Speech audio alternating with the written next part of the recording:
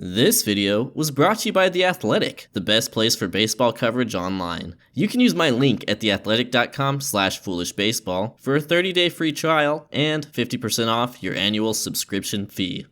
Let's see here. 40 things to do when you turn 40. Number 35, make a retirement plan, man. Seems like a decent idea.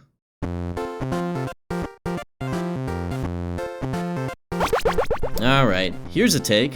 I actually like baseball's retirement tours. Sure, they're corny, and I don't have that much interest in the gift-giving contest that occurs when a retiring legend visits an opponent for the last time. But there have been some good ones, like the Twins presenting Mariano Rivera with a rocking chair made out of bats shattered by his cutter. That was cool. In recent years, we have also seen Chipper Jones and Derek Jeter go on huge retirement tours of their own. But apart from the weird politics of who gets this special treatment and the one-upsmanship in gift-giving, I like retirement tours because they give us an opportunity that we're not always afforded in sports or in life. And that's the opportunity to appreciate someone while they're still here and the privilege to say goodbye before it's too late. On November 18th, 2015, David Ortiz used his 40th birthday to announce that the upcoming MLB season would be his last. But this final season was going to be special. It wasn't just to collect gifts and photo opportunities, although there were still plenty of those. This was a final season defined by the results Ortiz achieved on the field. The year was 2016, and old man Big Papi was going to tear the league apart one last time.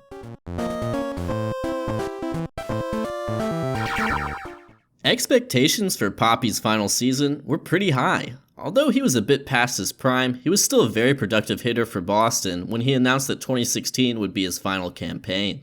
In the previous 3 seasons, he ranked 7th in OPS and 6th in home runs across all of Major League Baseball, and the hope was that he'd be able to maintain this level of play despite his advanced age. To play professional baseball at the age of 40 is an accomplishment in itself, but it's not uncommon for legends of the game to put up pedestrian numbers in their twilight years. 42-year-old Willie Mays and 40-year-old Derek Jeter, just to name a couple, basically played until they couldn't play anymore, and their final season stats reflect that. But Ortiz was never one to follow the typical aging curve. Although he is remembered almost exclusively for his time in Boston, David Ortiz started his big league career as a Minnesota Twin. A combination of injuries and questionable performance prevented Ortiz from ever getting consistent playing time, so after 6 partial seasons in Minnesota, it wasn't really clear if he was actually that good at playing baseball.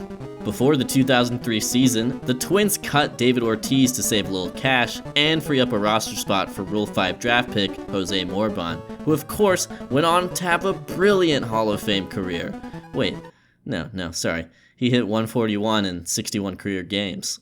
The Red Sox scooped up the Dominican designated hitter, and of course, the rest is history. He became one of the many late bloomers at the DH position, like Edgar Martinez. But this isn't a video about his full career.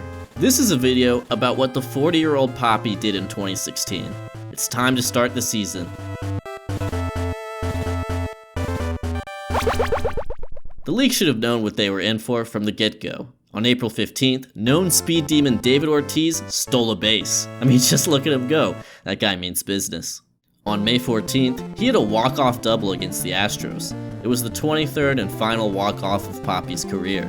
Then, a day later, he tripled because, well, speed demon. Ortiz had a huge May, batting .347 and clobbering 9 home runs that month. The longest was this 436-foot bomb to the deep part of Fenway. A huge accomplishment for any player, but especially impressive for a 40-year-old in his final season. At the end of May, Ortiz was leading all of Major League Baseball in both on-base plus slugging, better known as OPS, as well as WRC plus and ERA and park adjusted hitting stat, where 100 is league average. So, for that 2-month stretch to start the season, David Ortiz wasn't just good, he was the best hitter in Major League Baseball. In June, the Twins, which mind you were both A, Ortiz's former ball club, and B, the team that gifted Mariano Rivera the cool rocking chair, presented David Ortiz with a jar of Skippy peanut butter?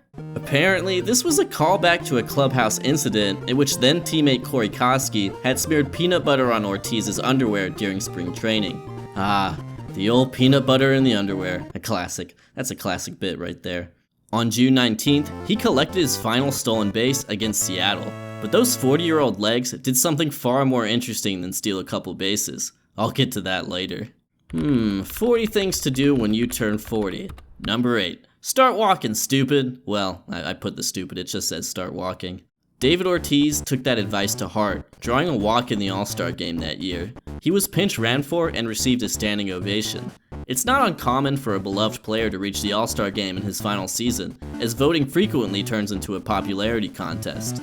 Not in Ortiz's case though. At the All-Star break, he was putting up astounding numbers, hitting .332 with 22 home runs and an astonishing 1100 OPS. His inclusion was well deserved.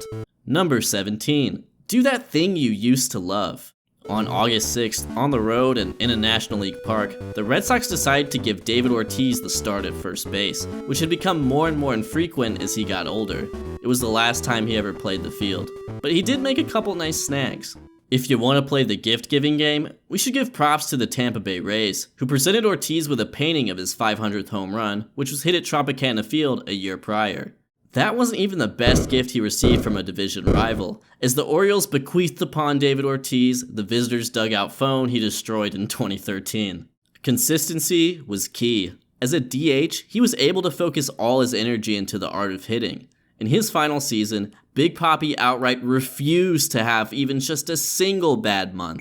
To prove my point, I created this 2016 calendar featuring pictures of former journeyman reliever Bob Wickman because he's an Adonis of a man.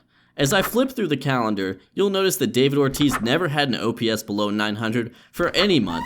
Wait, who put this picture of Bartolo Colon in my Bob Wickman calendar? With Ortiz powering their lineup, the Red Sox made the playoffs in 2016, but were ultimately swept by the Indians in 3 games. In the final game of that series, Ortiz drew a walk and was eventually pinch ran for, exiting to cheers of his iconic nickname. There's definitely worse ways to go out. From breaking the curse to proclaiming Boston as their freakin' city. I have to say freakin' because demonetization is a thing. Ortiz had gone from Minnesota castaway to one of Boston's most celebrated sports heroes. It would have been a great final season just for the memories. But Ortiz provided the Red Sox with much more than fuzzy feelings in 2016. Let's talk about the crazy numbers he put up.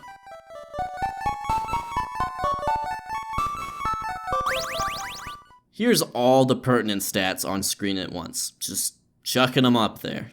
Let it soak in for a second. Are you the type of person that's drawn to traditional stats?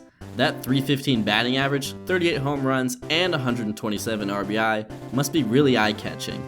For me, it's more about breaking the 400 OBP and 1000 OPS marks, as well as 163 WRC+. But to each their own in this case. It was an elite hitting season no matter how you slice it. Those 127 RBI tied him with Edwin Encarnacion for the American League lead, and that 1021 OPS was the highest in all of Major League Baseball. Yeah, he had the league-high OPS at age 40. At the season's conclusion, Ortiz finished 6th in MVP voting. It was the 7th top 10 finish of his career. If you compare 2016 to Ortiz's other 11 qualified seasons at the plate, his final season comes out quite favorably as well. It was the 2nd highest batting average, 3rd highest on base, 3rd highest slugging, 4th most home runs, 4th most RBI, and 4th most hits of his career. He really turned back the clock. We've seen a lot of on-base plus slugging in this video, so a little more won't hurt, right? Among players in their last season with at least 300 plate appearances, Ortiz ranks 4th behind Ted Williams, Barry Bonds, and Shoeless Joe Jackson. Those players all had very different exits from the game than Ortiz. Shoeless Joe was, of course, banned from Major League Baseball in the wake of the 1919 Black Sox scandal, despite the fact that he had an excellent World Series that year. Bonds was still incredible at the end of his career, rocking a 480 OBP. You don't think there was an American League team that could have used a 480 OBP designated hitter? The truth is, Bonds was effectively blackballed from the game in the wake of his steroid scandal and ensuing perjury case. And finally, there's Ted Williams, who announced after the 1960 season that he was bored of hitting. It no longer challenged or interested him. In terms of wins above replacement, also known as WAR, it's a similar story. The guys ahead of Ortiz are the aforementioned Shoeless Joe Jackson and Happy Felsch, both of whom were banned in the wake of the White Sox scandal. This graphic also reminds us of the tragic passing of Roberto Clemente, who still had plenty left to offer. And even in Jackie Robinson's final season, he had already begun to suffer from the diabetes that eventually ended his life at the young age of 53. This is all to say that Ortiz is the only person on this list that exited the game on his own terms. He was blessed. 40 things to do when you turn 40. Number 10, lift weights. Ortiz was a complete hitter, but his power is probably what he was best known for. Among players in their final seasons, he dominates the leaderboard, both in terms of home runs and slugging percentage. It's an impressive case of what I like to call old man strength, so I wanted to have one last question answered. 2016 Ortiz clearly stands out among players in their final seasons, but where does he rank among players in their 40s?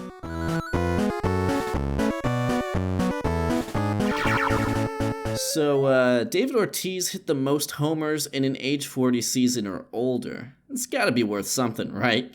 Still, that's not the most interesting thing to me. Then, there's runs batted in, which he leads as well. You know, if you averaged Juan Soto's age 20 season and David Ortiz's age 40 season, you'd have a really good baseball player who is at a reasonable age to be doing excellent things. Still, that's not the most interesting thing happening here. No, when I was alluding to his stolen bases, you might recall me saying Ortiz did something even more impressive with those 40-year-old legs. See, what freaks me out the most is how many doubles he hit, which is 48. He hit 48 doubles. 48! Seriously, no one his age has even managed more than 35 doubles in a season, yet David Ortiz hit 48 doubles as a 40-year-old. Senior golfers often try to shoot their age. Well, David Ortiz hit a double for every year he had been alive, and then hit 8 more for good measure.